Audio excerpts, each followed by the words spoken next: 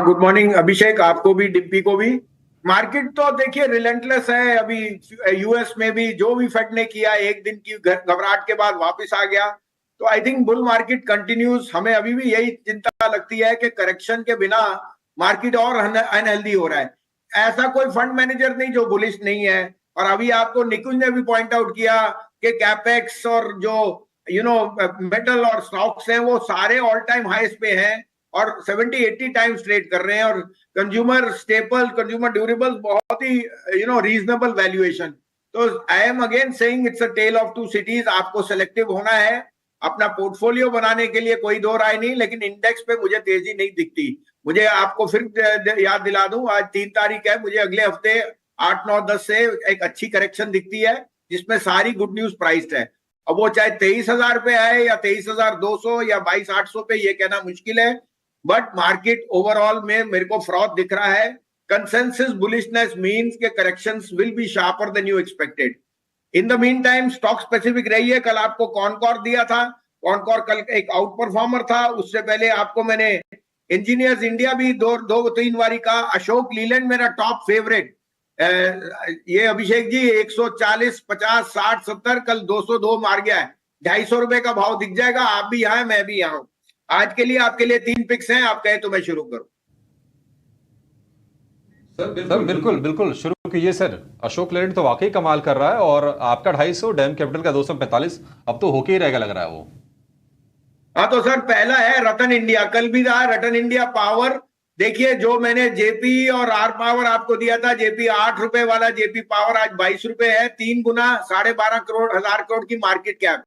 2700 megawatt है रतन India के पास, power के पास। साथ में एनसीएलटी से वो बहुत जल्दी बाहर आ जाएगा। दूसरा, अमरावती और नासिक में जो प्लांट्स हैं, क्योंकि पावर की शेयर वेटेज और डिमांड इतनी स्ट्रांग है कि ये companies will rebound very fast. 4800 crore की मार्केट कैप है। दूसरा, आपको मैंने जैसे कहा Goldman, Verde are investors there. तो आपके पास अच्छे मैनेजमेंट्स हैं, अच्छे इन्वेस्टर्स हैं। 9 रुपए में दिस इज अ स्टील। मुझे तो 20 रुपए का भाव भी सस्ता दिखता है, लेकिन जैसे जैसे चेंज इन सर्कमस्टांसेस आएंगी we will play with that. Power में सेक्टोरियल प्रेफरेंस है, रही है और रहेगी। आरईसी पीएफसी 4 गुना बढ़ गए और अभी भी नंबर स्ट्रॉन्ग आ रहे हैं। इस कारण से जो हम रिस्क लेके आपको शेयर्स बताते हैं उनमें हाई बीटा जरूर है, लेकिन these are going to be turn around, जिसे कहते हैं अगली डकिंग बिकमिंग गोल्डन गूस। ये तरह के इनके पावर है। तो 20 रुपए का टारगेट इसमें मेरा कायम है। दूसरा मेरा पिक है सेल। देखिए कमोडिटीज में प्राइसेस फिर बढ़ रही हैं। चाइना इज बैक और मुझे लगता है SAIL is one stock which has superseded everyone. Exports का सबसे बड़ा प्लेयर ये है और मुझे सेल में 185-90 का भाव दिखता है। 180 का नियर टर्म टारगेट है, 156 का स्टॉप लॉस। मुझे कल कोफोर्ज के नंबर्स बहुत पसंद आए। और मैं आपको ये भी बताऊं कि ये जो एक्विजिशन इन्होंने की है ये इनऑर्गेनिक इसलिए कही गई है क्योंकि इनका मैनेजमेंट नहीं है। इसमें किसी के पास 3% से स्टेक ज्यादा नहीं है। इसमें एक बहुत बड़ी गेम है जहां पे there is going to be an inherent buy out of both those companies by new promoter and the underlying business remains very strong. 19% उन्होंने आपके एबिटा, आपके नेट मार्जिन आए हैं which is much stronger than 1 year back.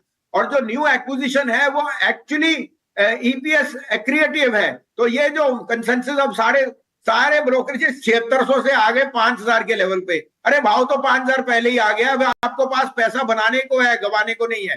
5500 का target मुझे Coforge में बहुत जल्दी दिखता है।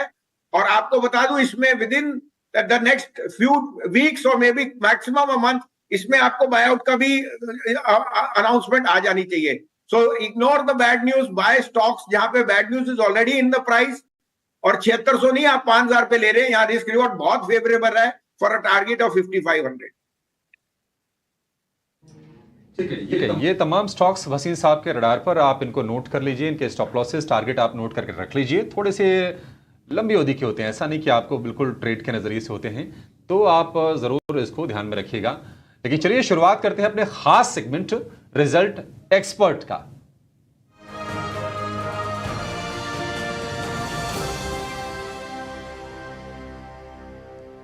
हमारे रिजल्ट एक्सपर्ट हैं भसीन साहब ही, और भसीन साहब ने जितने भी नतीजे कल बाजार बंद होने के बाद आए हैं सबको स्टडी किया हुआ है और सब पे हम फटाफट व्यू लेंगे और कोशिश करेंगे कि अगले 5 मिनट में कम से कम 10 कंपनियों के नतीजों को हम एनालाइज करेंगे।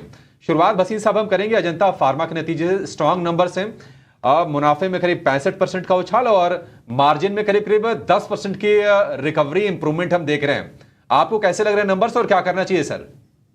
नहीं, होल्ड करना चाहिए, डिक्लाइन पे लीजिए। आई थिंक बायबैक भी उसने मार्जिनल अनाउंस किया है, but I would say this is a very well. देखिए, pharma is a no brainer. जिस तरह से कमबैक हुआ है और रिजल्ट्स आए हैं फार्मा में, मुझे बहुत स्ट्रेंथ दिख रही है और मुझे लगता है as a proxy to a weak rupee, pharma will be a better play.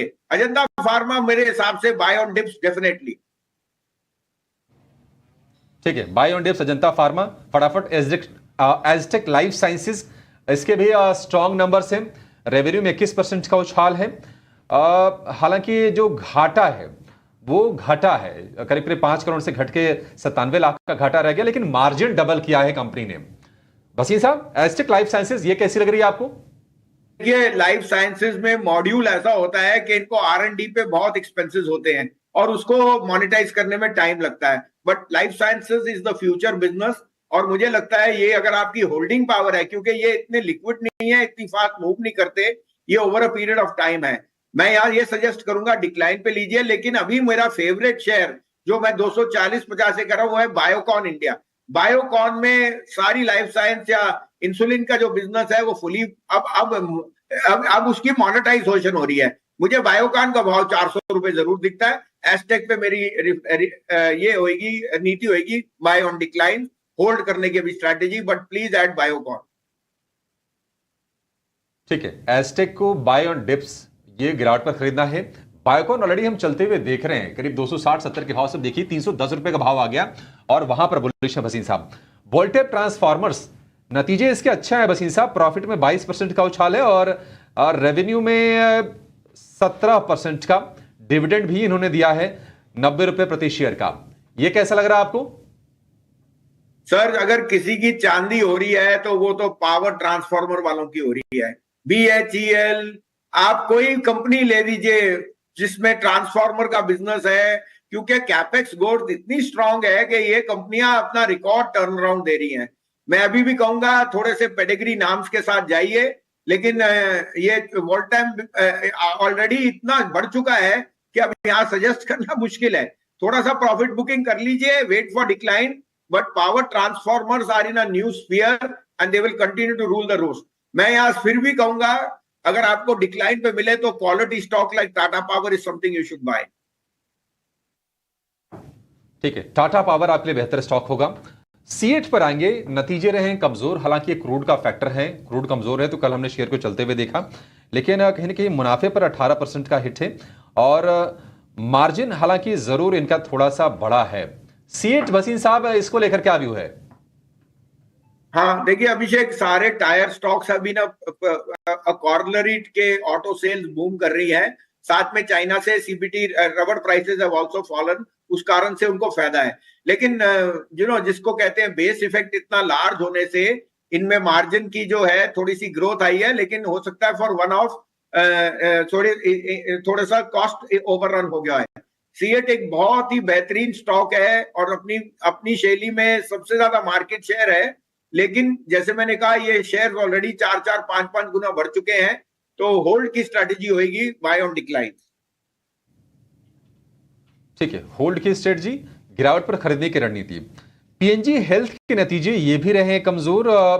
Margin तो बढ़ा है लेकिन मुनाफे में और आय में दोनों में प्रेशर है। पीएनजी हेल्थ कोई किसी के पास से भसीन साहब क्या करे और कोई विकल्प अगर आप चुनना चाहें तो? नहीं, बिल्कुल, देखिए ये पेडिग्री स्टॉक्स हैं। आज अगर आप अभी निकुंज की भी बात सुने तो कंज्यूमर्स जो आपके स्टेपल्स हैं वो सबसे लोएस्ट वैल्यूएशन पे ट्रेड कर रहे हैं इन द लास्ट 2 इयर्स, और capital good stocks are trading at the highest in the last 10 years. तो कुछ तो वेरिएंस होएगा। P and G health is a pedigree brand, और आपको पता है Whisper as a brand has been one of the most accepted. साथ में उनके जो मार्केटिंग एक्सपेंसेस हैं वो थोड़े से नेगेटिव रहे हैं क्योंकि एड है, और वॉल्यूम्स में मार्जिन में थोड़ा प्रेशर रहा है बिकॉज ऑफ प्राइसिंग। बट मुझे लगता है volume growth, pedigree stocks don't ever trade at lower multiples for long. आज की डेट में मुझे ये सारे share, particularly Dabur, P and G, Nestle, Colgate, even Lever इस भाव पे बहुत अट्रैक्टिव दिखता है, और एज अ प्रॉक्सी ये अच्छे प्लेस है, क्योंकि वैल्यूएशन कंफर्ट पहली बार इन सेक्टर में आ रहा है 2 साल के लिए। 1-2 क्वार्टर लगेंगे इनको स्टेबलाइज करने के लिए, but I would say that take some chips off the block in your capex stocks which are trading at all time highs and put it into इस तरह की पेडिग्री कंपनीज में। मेरे हिसाब से पीएनजी हेल्थ में शिफ्ट करना बहुत बढ़िया रहेगा आपके लिए ओवर द नेक्स्ट 1 ईयर। ठीक है वसीम साहब, फटाफट जरा कोल इंडिया पर व्यू दीजिए। नंबर से इसके कमजोर आए हैं, कोल इंडिया कैसा लग रहा है आपको? नहीं, कोल इंडिया तो बहुत ही स्ट्रांग प्ले है। देखिए उसकी मर्चेंट कोल जो सेल है वो ऑलमोस्ट 30% होती है, वहां मार्जिन स्ट्रांग है, लेकिन बेस इफेक्ट इतना बड़ा है कि थोड़ा बहुत इसमें नंबर्स की उतार चढ़ाव आ सकता है। मैं अभी भी सोचता हूं कोई डिक्लाइन मिले कोल इंडिया ऐड कीजिए। थर्मल पावर में जिस तरह से डिमांड है, coal is going through the roof और volumes will pick up over a period of time. तो इसमें बेस इफेक्ट की वजह से आपको दिखता है नंबर में थोड़ा सा उतार चढ़ाव, ये एक्सपेक्टेड है, क्योंकि last year was a bumper year और वहां से उस तरह की ग्रोथ आना मुश्किल है। लेकिन stock is also moved up in tandem. मैं कहूंगा होल्ड कीजिए, डिक्लाइन पे आपको इसको ऐड करने की एडवाइस है। वसीम साहब 30 सेकंड का समय है हमारे पास। 2 शेयर, चूंकि रेलवे के शेयर आपको पसंद भी आ रहे हैं तो रेलटेल पर व्यू दीजिए और केईआई इंडस्ट्रीज पर व्यू दीजिए। रेलवे में इरकॉन, मैं अभी भी कहता हूं Ircon is a no brainer, इसको ऐड करिए, ये बहुत ही बढ़िया प्ले है। दूसरा, आपने कोफोर्ज के नंबर नहीं पूछे, मुझे लगा कोफोर्ज के जो मार्जिन 19% आए हैं वो लास्ट ईयर इस इफेक्ट से बहुत स्ट्रांग है, और जैसे मैंने अभी आपको रिकमेंड किया कोफोर्ज में कोई प्रमोटर नहीं है 2 या 3% से ज्यादा, प्राइवेट इक्विटी एग्जिट कर गई, ये एक परफेक्ट टेक ओवर कैंडिडेट है। और आज जो उन्होंने एक्विजिशन आई है वो acquisition is actually EPS accretive, तो मुझे वो बहुत पसंद है। लेकिन इरकॉन और आपका Concor, these are 2 railway stocks which I would recommend very very strongly in your portfolio. ठीक है, परफेक्ट। वसीम साहब बहुत शुक्रिया आपका फटाफट इन सारे नतीजों पर अपना व्यू शेयर करने के लिए और हमारे दर्शकों का मार्गदर्शन करने के लिए, क्योंकि ये नतीजे बड़े अहम होते हैं सर। अब हम रोज डे टू डे बिजनेस में हैं, तो जो नतीजे आ रहे हैं उसमें स्टॉक्स रेट करते हैं, तो लोग जानना चाहते हैं और हमारा धर्म बनता है कि हम उनके बारे में लोगों को जानकारी दें। बहुत शुक्रिया sir, thank you so much आज हमारे साथ जुड़ने के लिए और ये व्यू शेयर करने के लिए।